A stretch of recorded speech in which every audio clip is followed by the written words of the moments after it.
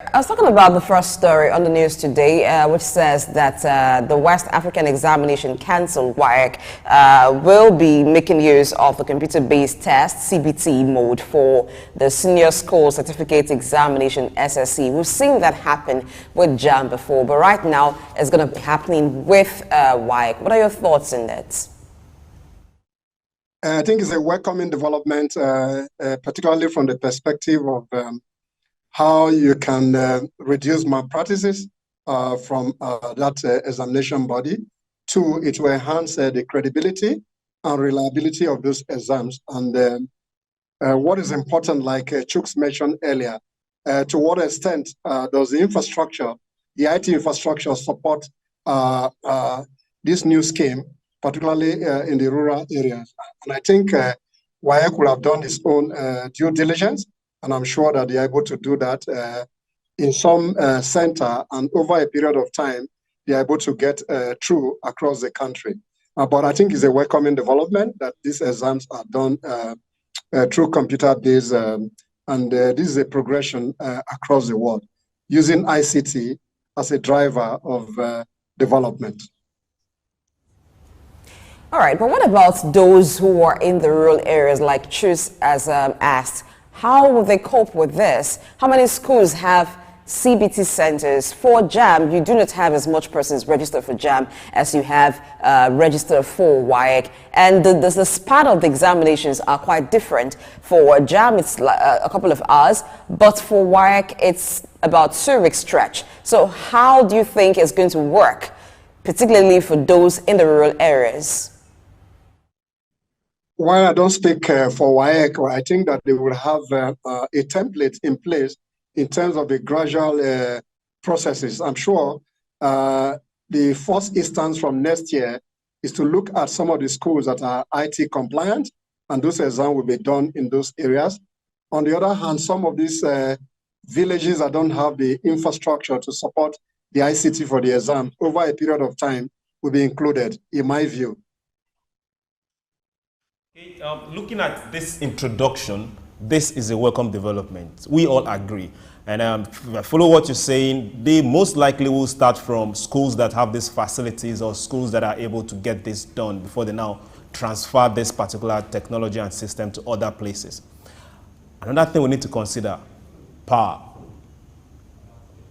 How is this going to affect this system? If we say we are going to write this particular exam over a span of 2 weeks, we have to make sure that the students are not just comfortable because of the heat this is going to produce, but also they have power to make sure this system works through this span of 2 weeks, and also transmission of this particular materials via, be it cloud or be it direct storage or be it movement. There's going to be several difficulties.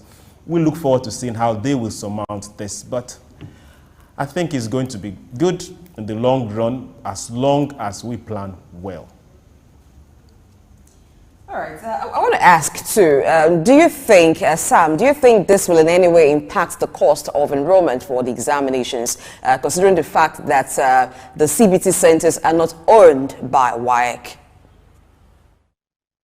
I'm sure that they have done their due diligence I mentioned earlier. I think the input in terms of the cost will have been looked into by WAEC, and where they use external vendors, those will impact the cost.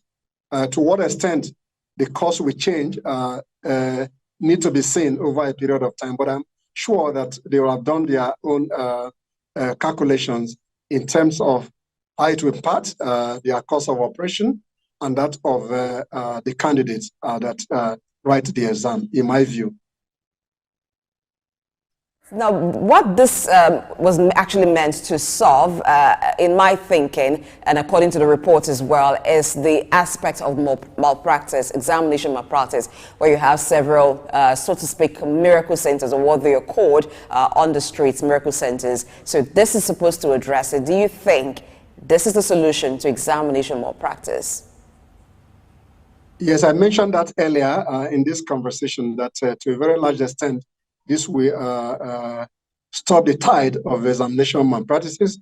And I talked about reliability in terms of the exam once they are done through ICT platform, then the results are released almost immediately, and that reduces examination malpractices. I think this will help in terms of the credibility of WAEC and the results that come from WAEC itself.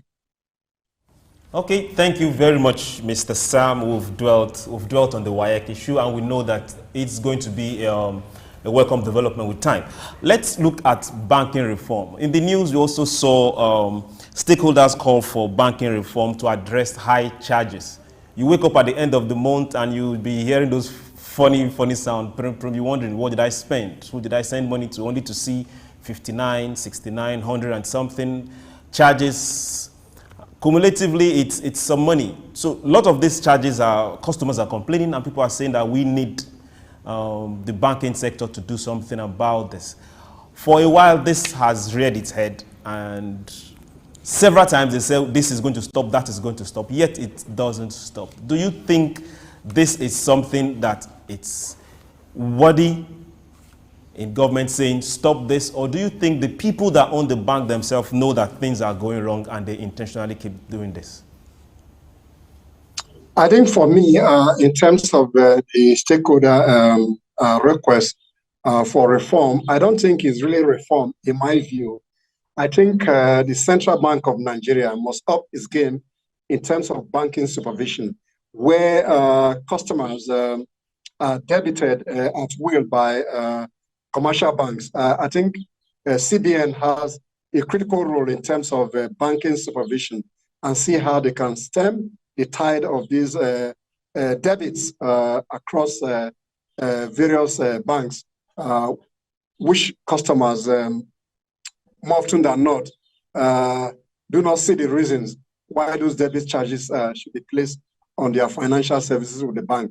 So major reforms were made by Soludo and Sanusi, and I think those reforms have put the bank in proper shape.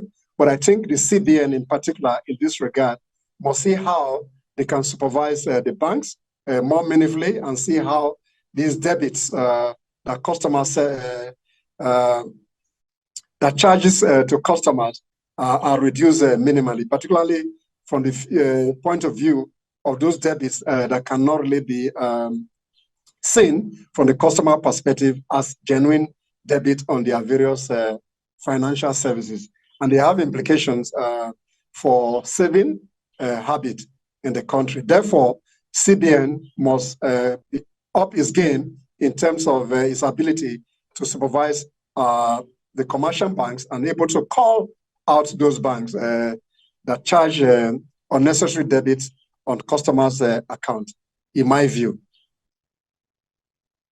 I also share your view, because I think that the cost of transaction these days have become too high. It used to be a thing that when you operate a savings account, some interest accrued to your account, but the reverse seemed to be the case.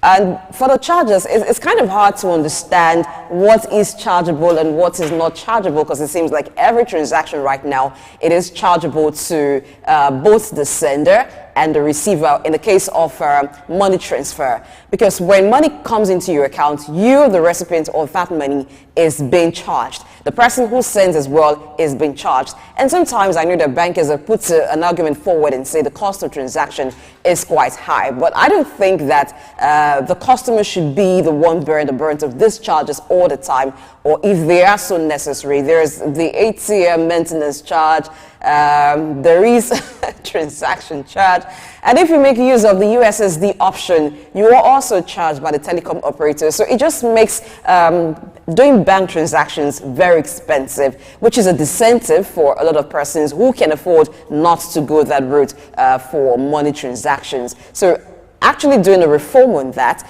or having a reform of the banking sector, would to a great extent help and make the cost of transaction quite cheap for businesses to operate. Now, when you're making little transactions, it doesn't seem like it's much money leaving your account, or you're paying much money. But when you make huge transactions, of course, you know what that comes to. So it's our hope as well, because those who have called for these reforms are stakeholders at the International Accountants Day, where accountants nationwide had to come together together and called for this reform. Well, they are also in the sector, so let's see how it goes. When your own talks to you, I think you understand and you listen more than when other persons are talking to you. Move away from that story and get to this one that concerns food. Yes, a hungry man is an angry man. So, and you know, bread is something that is quite simple and easy for people to get while you're on the go. In the morning is breakfast food, actually. So despite the challenges faced by bread makers in Nigeria, the body says they are determined to stay afloat and revitalize the industry.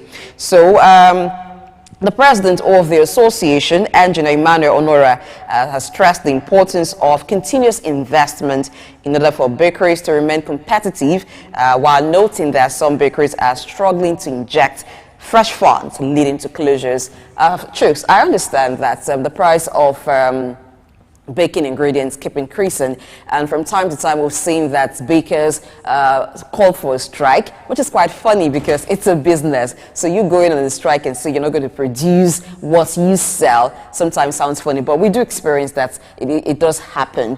But this time around, they're assuring that they would make more commitment to stay afloat. My understanding of that, I want to think, because I'm also a consumer of bread, is that there will be no strike. So bread production will continue regardless of the increase in the price of the ingredients. Maybe they would just have to increase the price of the bread as well. But they're also assuring quality, even as NAFDAC has urged them to adhere to the highest standards in order to position themselves for better business opportunities in 2024. How do you think bakers are coping, you know, looking at the plight of bakers right now? If you say plight of bakers, then that's... Yes, given the hike in the price of baking ingredients, the flour and all of the things that they use. Aside the flour, most ingredients are imported. That's a major issue. But also remember that the bakery is a personal business. Yes. So you can't go on strike in your own house. They do call up the strike by themselves. Well, but we still buy the bread. Now, the issue is this. We don't know how much bread costs. What you bought bread last night is definitely that's not the same price we buy tomorrow morning. And for now, we are not complaining because we don't even know how to complain. So they have to make profits and they should give us bread. The only thing I can say is if there is a way we can start producing a lot of these ingredients here, then the cost of and the cost and pressure on the dollar for them will be reduced. And here we will need a lot of government intervention. Recapitalization or injecting money is still personal business. So whatever form we can help that industry to stay afloat, because bread is feeding millions of Nigerians. Everyone eats bread. Everyone, be it the one with sugar, the one without sugar. So that industry needs to stay afloat. And for all manufacturers, all bakeries, I want to say thank you, but please keep doing better. Let me ask, have you had bread today? Or do you intend to have bread sometime today? Sam is smiling. I think the cost of input for the production of bread has increased tremendously. The cost of flour, I'm told, is about between 27,000 to 35,000. The cost of sugar has risen to about from 37,000 to about 44,000. And when you look at this input that go into the production of bread that has risen so astronomically, becomes a major challenge for the Baker Association to keep pace in terms of their production costs. But what is critical in terms of the reform, there was some reform during Jonathan's administration where cassava as an input was experimented, and I think that policy regime has some problems. So bakers must look inward as well. The war in Ukraine, Russia has equally affected the import of wheat, which is a major input into bread production. But what is critical here, in my view, is that baker must look inwards to source additional input so that their cost of production will reduce and they're able to stay afloat in terms of the government, on the other hand, too, must find a way to provide some incentive to manufacturers, particularly those who are manufacturing flour within the country, to be able to see how they can keep the price stable so that people can have bread to consume. So it's a win-win situation if government come to the rescue of manufacturers.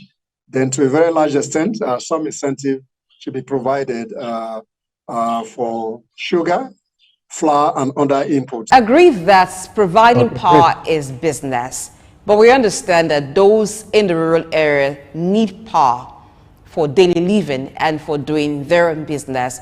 What kinds of initiatives can be done in those areas where it is business for the providers and it also provides power for those in that area? It may not be from the national grid. What kinds of initiatives can we have as far as electrification of rural areas in Nigeria is concerned? Yeah, currently the Rural Electrification Agency has the responsibility to power the rural area within the framework of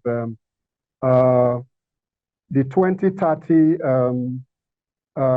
Clean Energy Framework for rural electrification.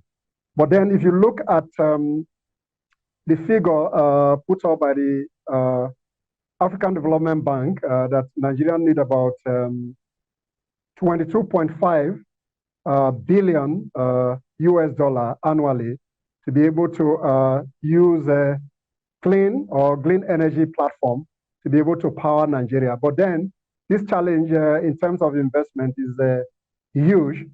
But on the other hand, like Dr. Edasa has mentioned earlier, the DISCO are not really up to speed in terms of their commitments in terms of energy generation and transmission, particularly to the rural area. So this initiative, there are various initiatives when you talk about solar energy, wind energy, ocean energy, depending on biogas, depending on the portfolio that is